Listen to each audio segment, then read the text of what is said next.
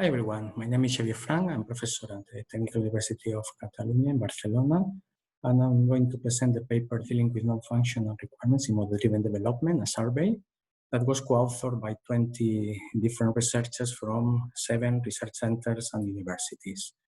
This paper is published in IEEE Transaction Software Engineering, currently available only online, still not an issue or a volume number assigned. What is the motivation for this work? We wanted to put together 2 different facts or observations.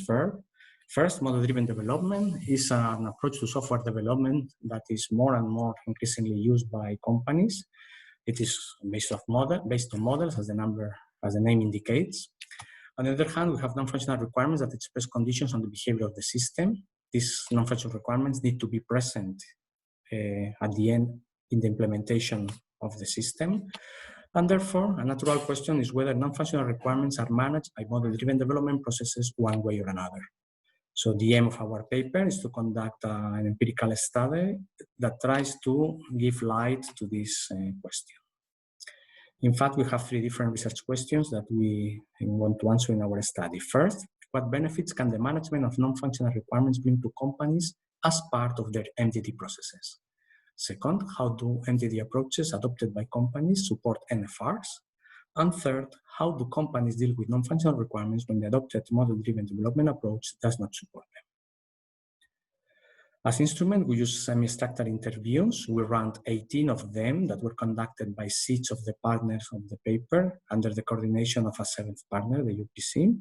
We applied the protocol defined by Cholowski et al. With 6 stages: definition, design, implementation, execution, analysis, and packaging.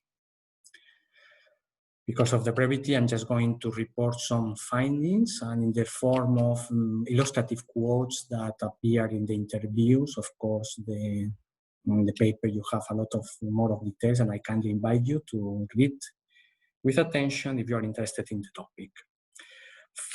For every finding, we have like a closer response to the importance of non-functional requirements and others that are not so much aligned with the main message of the paper, that is how non-functional requirements are integrated in model-driven development processes.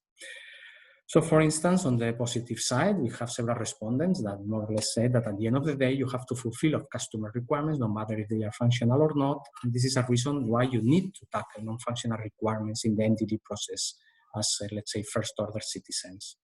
While on the other hand, we had some respondents that said that clients focus first on the functional requirements because functionality is what really initially matters, and then non-functional requirements come after. In terms of types, there were also some types of non-functional requirements that were more recurrently mentioned as supported by model-driven processes.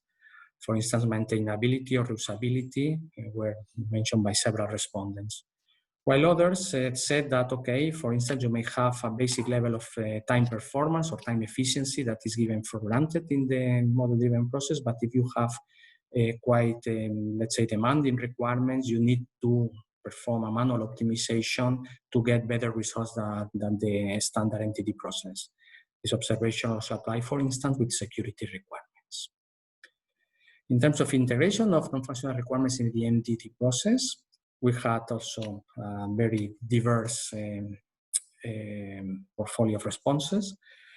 For instance, one of the respondents said that in one particular project, they were able to create a fully functioning game with relatively little effort considering all non-functional requirements.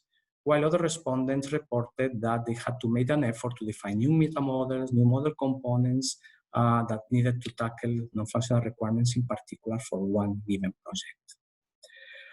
Again, we have the type of non-functional requirement that was important, and some respondents reported that they had, for instance, models to specify usability. And in general, others said that a bad modeling of non-functional requirements may have a substantial impact on all the rest of software development. And in practice, what we found was the very different positions in terms on how to tackle non-functional requirements once the code is generated. Some respondents said that, for instance, they do not change what was generated and they never tweak generated code, so they really aim to treat non-functional requirements in the model-driven development process only. while others were more, let's say, explicit that manual modification is needed either on the original code or the original models to support specific non-functional requirements.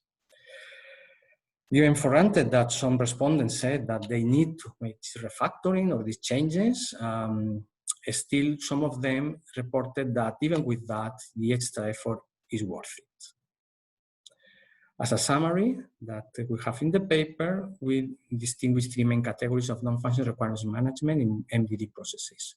First, natively, meaning that current MDD processes cover at least a subset of the non-functional requirements that need to be implemented.